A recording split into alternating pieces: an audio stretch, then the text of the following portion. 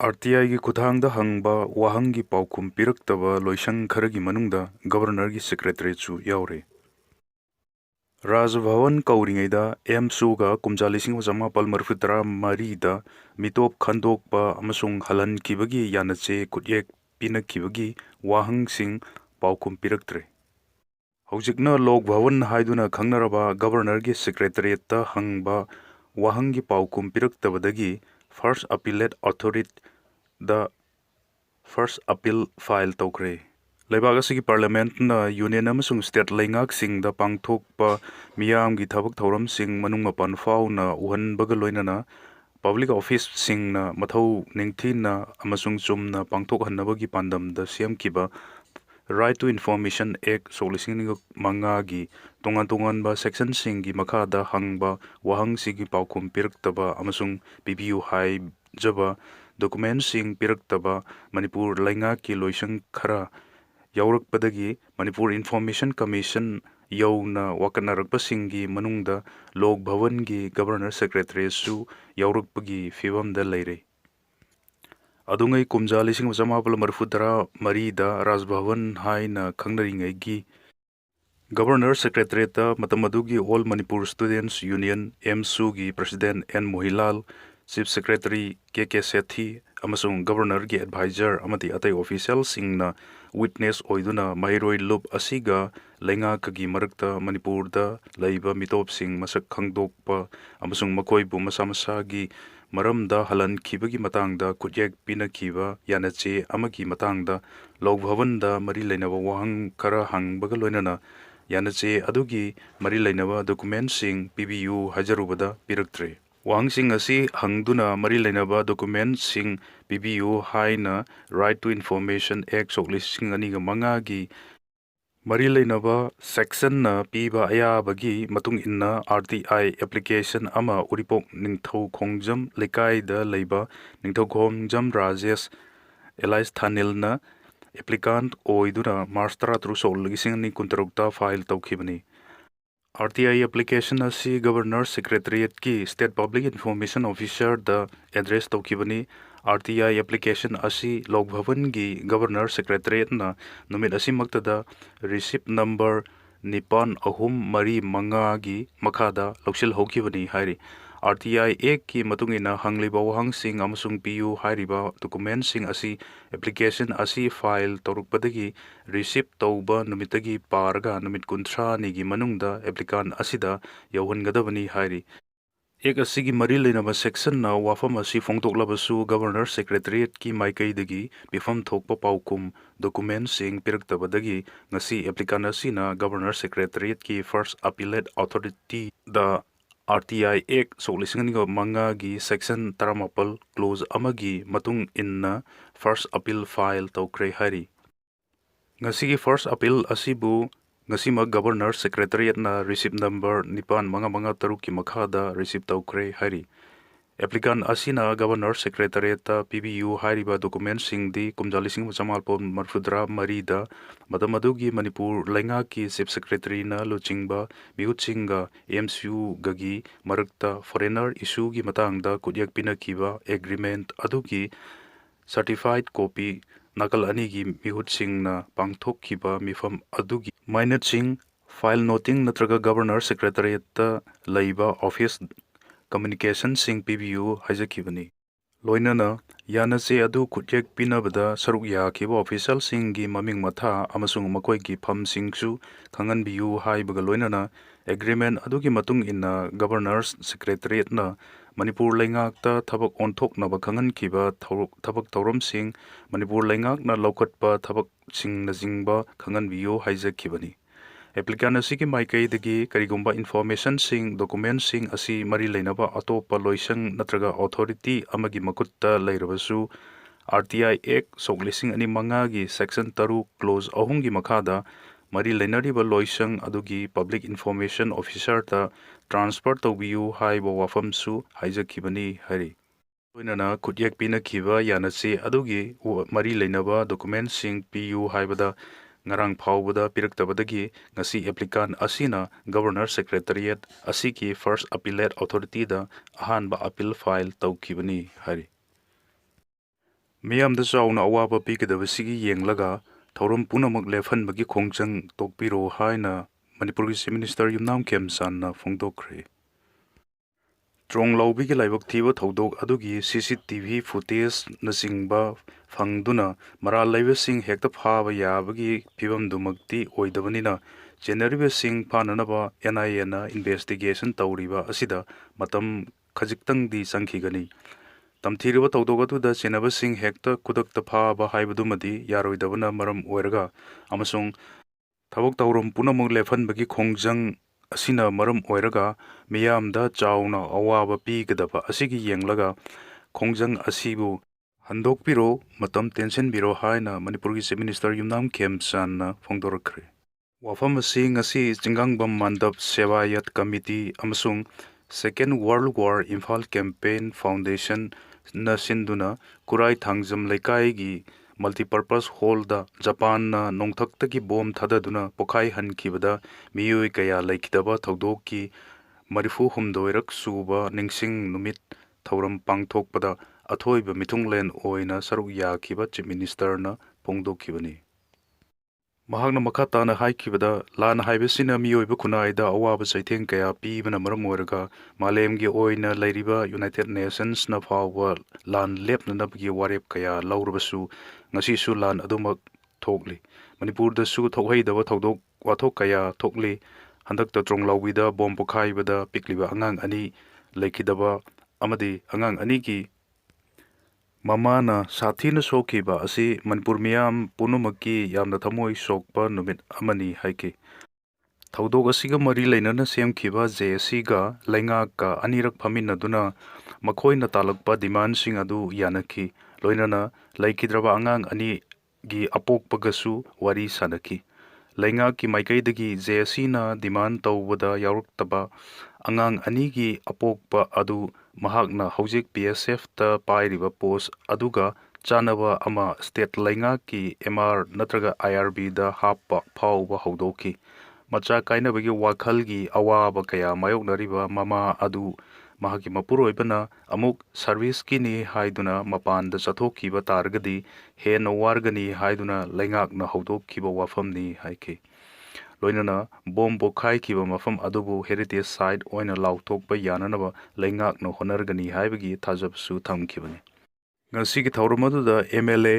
TH Arun ꯀꯨꯃꯥꯔꯅ ꯃꯌꯥꯏ ꯇꯥꯡꯕ ꯂꯧꯔꯒ arts and culture minister KH Loken, health ꯁꯔꯚꯤꯁꯦꯁꯀꯤ director doctor N Hemanta Kumar, social activist KH Ratan Kumar ꯑꯃꯁꯨꯡ ꯋꯥꯔꯗ ꯅꯝꯕꯔ 12ꯒꯤ ꯀꯥꯎꯟꯁꯤꯂꯔ L ꯔꯣꯃꯣꯂꯥꯅ ꯏꯀꯥꯏ ꯈꯨꯝꯅꯔꯒ ꯃꯤꯊꯨꯡꯂꯦꯟꯁꯤꯡ ꯑꯣꯏꯅ ꯁꯔꯨꯛ ꯌꯥꯈꯤ꯫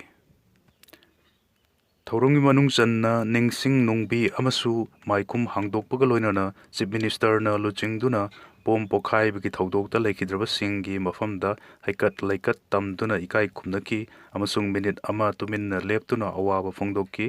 ꯑꯃꯔꯣꯝꯗ ꯆꯤꯞ ꯃꯤꯅꯤꯁꯇꯔꯅ ꯉꯁꯤ ꯅ꯭ꯌꯨ ꯆꯦꯀꯣꯟꯗ ꯃꯥꯔꯀꯦꯠ ꯁꯦꯠ ꯑꯃ ꯁꯥꯅꯕꯒꯤ ꯎꯔꯦꯞ ꯎꯌꯨꯡ ꯇꯝꯈꯤ꯫ ꯊꯧꯔꯝ ꯑꯁꯤꯗ MLA TH ꯑꯔꯨꯟ ꯀꯨꯃꯥꯔꯁꯨ ꯁꯔꯨꯛ ꯌꯥꯈꯤ꯫ ꯁꯅꯥꯀꯩꯊꯦꯜꯗ ꯑꯃꯨꯛꯀꯁꯨ ꯅꯣꯡꯃꯩ ꯀꯥꯞꯂꯛꯈ꯭ꯔꯦ꯫ ꯉꯔꯥꯡ ꯅꯨꯃꯤꯗꯥꯡ ꯋꯥꯏꯔꯝ ꯄꯨꯡ 6:30 ꯇꯥꯔꯛꯄꯗꯒꯤ ꯍꯧꯔꯗꯨꯅ ꯅꯨꯃꯤꯗꯥꯡ ꯄꯨꯡ 12 ꯐꯥꯎꯕ ꯀꯨꯀꯤ ꯇꯦꯔꯣꯔꯤꯁꯠꯁꯤꯡꯅ ꯂꯤꯇꯥꯟ PSꯅ ꯀꯣꯜꯂꯤꯕ ꯁꯅꯥꯀꯩꯊꯦꯜ ꯇꯝꯅ ꯅꯣꯡꯃꯩ ꯑꯃꯁꯨꯡ ꯕꯣꯝ ꯀꯥꯞꯁꯤꯜꯂꯛꯄꯗꯒꯤ ꯈꯨꯜ ꯑꯁꯤꯕꯨ ꯉꯥꯛ ꯁꯦꯜꯂꯤꯕ 4ꯁꯨꯕ ꯃꯍꯥ ꯔꯦꯖꯤꯃꯦꯟꯠꯅꯁꯨ ꯈꯨꯠ ꯍꯟꯗꯨꯅ ꯅꯥꯀꯜ ꯑꯅꯤꯒꯤ ꯃꯔꯛꯇ ꯈꯨꯠ ꯊꯣꯛꯅꯈ꯭ꯔꯕ ꯃꯇꯨꯡ ꯉꯁꯤ ꯅꯨꯡꯊꯤꯜ ꯄꯨꯡ 3:30 ꯇꯥꯔꯛꯄꯗꯁꯨ ꯀꯨꯀꯤ ꯃꯤꯂꯤꯇꯦꯟꯠꯁꯤꯡꯅ ꯈꯨꯜ ꯑꯁꯤ ꯇꯝꯅ ꯅꯣꯡꯃꯩ ꯀꯥꯞꯁꯤꯜꯂꯛꯈ꯭ꯔꯦ ꯍꯥꯏꯔꯤ꯫ ꯉꯁꯤꯒꯤ ꯑꯣꯏꯅꯗꯤ ꯈꯨꯜ ꯉꯥꯛꯂꯤꯕ ꯚꯣꯂꯨꯟꯇꯤꯌꯔꯁꯤꯡꯒꯤ ꯃꯥꯏꯀꯩꯗꯒꯤ ꯈꯨꯠ ꯍꯟꯗꯨꯅ ꯅꯣꯡꯃꯩ ꯀꯥꯞꯈꯤꯕ ꯂꯩꯇꯦ꯫ ꯀꯨꯀꯤ ꯇꯦꯔꯣꯔꯤꯁꯠꯁꯤꯡꯅ ꯈꯨꯜ ꯑꯁꯤ ꯇꯝꯅ ꯍꯟꯖꯤꯟ ꯍꯟꯖꯤꯟ ꯅꯣꯡꯃꯩ ꯑꯃꯁꯨꯡ ꯕꯣꯝ ꯀꯥꯞꯁꯤꯜꯂꯛꯂꯕ ꯐꯥꯎꯕꯗ ꯁꯦꯀ꯭ꯌꯨꯔꯤꯇꯤ ꯐꯣꯔꯁꯁꯤꯡꯅ ꯂꯧꯈꯠꯐꯝ ꯊꯣꯛꯄ ꯊꯕꯛꯁꯤꯡ ꯂꯧꯈꯠꯇꯦ ꯍꯥꯏꯅ ꯈꯨꯜ ꯑꯁꯤꯒꯤ ꯈꯨꯟꯖꯥꯁꯤꯡꯅ ꯄꯦꯟꯗꯕ ꯐꯣꯡꯗꯣꯔꯛꯂꯤ꯫ ꯄꯟꯕ ꯌꯥꯕꯗꯤ ꯊꯥ ꯑꯁꯤꯒꯤ 19ꯗ ꯏꯝꯐꯥꯜ ꯎꯈ꯭ꯔꯨꯜ ꯂꯝꯕꯤꯒꯤ TM ꯀꯁꯣꯝ ꯈꯨꯜ ꯃꯌꯥꯗ ꯀꯨꯀꯤ ꯇꯦꯔꯣꯔꯤꯁꯠꯁꯤꯡꯅ ꯅꯣꯡꯃꯩ ꯀꯥꯞꯁꯤꯜꯂꯛꯇꯨꯅ ꯃꯤꯆꯝ 2 ꯍꯥꯠꯈꯤꯕ ꯑꯃꯁꯨꯡ ꯑꯇꯣꯞꯄ ꯃꯤꯑꯣꯏ ꯑꯃꯕꯨꯅ ꯁꯣꯛꯍꯟꯈꯤꯕ ꯊꯧꯗꯣꯛꯀꯤ ꯃꯇꯥꯡꯗ ꯆꯦꯟꯅꯕ ꯃꯤꯑꯣꯏ ꯑꯃꯠꯇ ꯉꯁꯤ ꯐꯥꯎꯕ ꯁꯦꯀ꯭ꯌꯨꯔꯤꯇꯤ ꯐꯣꯔꯁꯁꯤꯡꯅ ꯐꯥꯒꯠꯄ ꯉꯝꯗ꯭ꯔꯤꯕꯅꯤ꯫ ꯍꯪꯀꯦꯟ ꯄꯥꯈꯪꯕ ꯊꯧꯅꯤ ꯊꯧꯔꯝ ꯄꯥꯡꯊꯣꯛꯈ꯭ꯔꯦ꯫ ꯄꯊꯥꯡ ꯄꯨꯊꯥꯡ ꯇꯠꯇꯅ ꯂꯩꯕꯥꯛ ꯅꯤꯡꯊꯧꯒꯤꯗꯃꯛ ꯄꯥꯡꯊꯣꯔꯛꯄ ꯍꯪꯒꯦꯟ ꯄꯥꯈꯪꯕ ꯊꯧꯅꯤ ꯊꯧꯔꯝ ꯉꯁꯤ ꯀꯥꯂꯦꯟꯒꯤ 6ꯅꯤ ꯄꯥꯟꯕꯗ ꯄꯥꯡꯊꯣꯛꯈ꯭ꯔꯦ ꯍꯥꯏꯅ Sana konungki amai loisangki publicity wangkhairakpam L Poiritonki cherol amana phongdorokli. Cherol sina makha taraduna adungai haingangda laibak ningthau panduna leiraba matamda asibana kangtholda kangkhal khanbagumna laibak laingak labada pakhangbana maning tamna koina chatuna laikhrabada layamna wakalakhi. Asibana pakhangbabu thirakpada mapausingda thengnakhi. Asiba amadi pakhangbana amatta oina unaduna pamel usha tongduna kumtharakhi. Maduda chingmai amada yaisinduna pakhangbana laihorabada asibana khonglai yangsillo hairamlaga hankhi.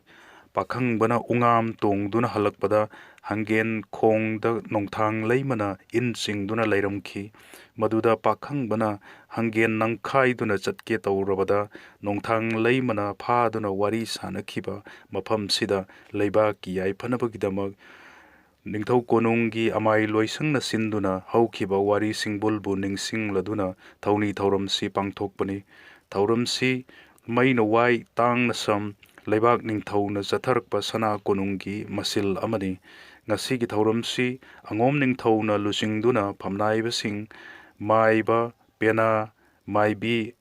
amadi loisangki thaumisingsu yauna pangthokki hari. Central Forcingna maram chadana fizam setuna khulai puduna chatpiganu Dr. I.S. Konthojam. Miyamna irang hauringai matamda Central Forcingna fizam setuna khulai pairaga chatpiganu masina thinungai amadi ningthau khonggi marakta miyamna faduna irang thokibasing amuk thoktanaba maram chadana Central Force na honagadabani amadi tronglaubi ki thodokta chenaba maral laibasing miyam khangna cherak piu haina apunba loop ningthau khonggi chairman Dr. I.S. Konthojamna phongdokre. Wafam asi ngasi tronglaubi misi kamari lainana Protection Committee ningthau khong Women Wing ningthau khong amadi apunba loop ningthau khong na khusamna duna maikai adongi miyam ga loinana ningthau khong kaithel dagi hauraga Bisnupur da leiba New Mini Secretariat Complex tamna chatkiba wakat khongchat amadi Deputy Commissioner da agenda taramathoi yauba memorandum pisin kibaga mari lainana phongdokhibani. Memorandum aduda condemnation and investigation, identification and the punishment of perpetrator, FIR against security personnel, protection of land and identity, restoration of law and order, justice and the immediate action, establishment of inquiry commission, time-based investigation, addressing wider violence and assuring peace, protest against security operation, APASPA, quashing of FIR against innocent civilian haibanasingba agenda sing yauki hari. Hospital haibasi thawai kannanabani miyam amadi security singna tekakai thogan biganu Dr. Ratan Kumar. Hospital haibasi miyobigi thawai kannanabani aikhoigidi laisangni aduna miyam amadi security singna khanthabiduna masibu sokpanba yaba thabak tawbiganu haina Association of Health Care Provider India Manipur chapter gi President Dr. K.S. Ratan Kumar na appeal torokli. Wapam asi Association of Healthcare Providers India Manipur chapter na sinduna Imphal West ki Sagolbon Moirang Leirakta leiba Mothers Care Children Hospital and the Research Center da pangthokpa paugi mifam da phongdokladuna mahakna makata na haikibada tha asigi taretagi Manipur da ihau kaya lakibadagi ngasi phauba lep leitri tronglawida angangani laikidabasi aikhoiki maikei dagisu akan mamong da yaningdaba phongdok chari adubu protest tawriba singa security singa muknaba thorakpada anaba puba ambulance sathandaba drivers phubibana singba thodok kaya thokre pungkhai amada yaurakadaba anaba pung amahena changhalle masigumasi tawbiganu ambulance ki lambi thadokbiu handaki khongjang asi yamna kanna sangsinba oirgasu doctor sing staff sing amadi ambulance na anaba puthok pusin tawbada athingba bibiganu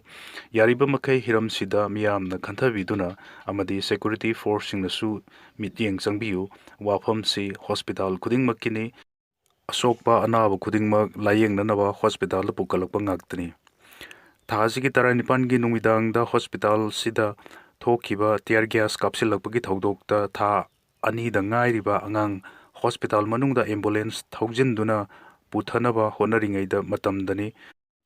emergency room da ukruldagi pukalaktuna atopa hospital da test tawruraga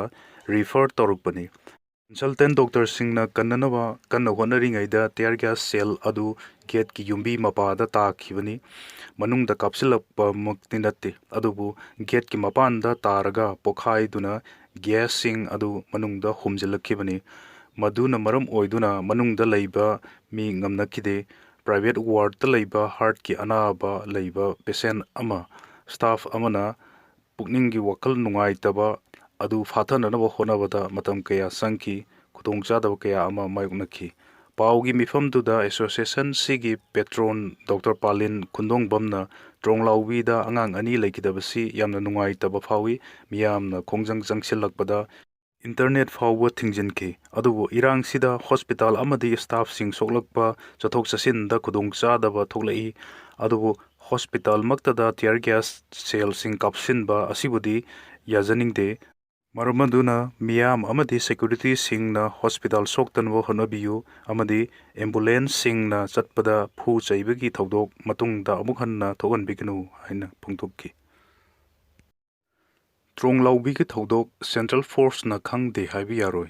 Manipur ima Tronglawbida koki terrorist singna bom kapsinduna mamaga tuminariba angang ani hatkibagi thodok central force na khangde haibi yaroi haina Manipur ima gi media coordinator S Santikumar gi cherol amana phungdorokli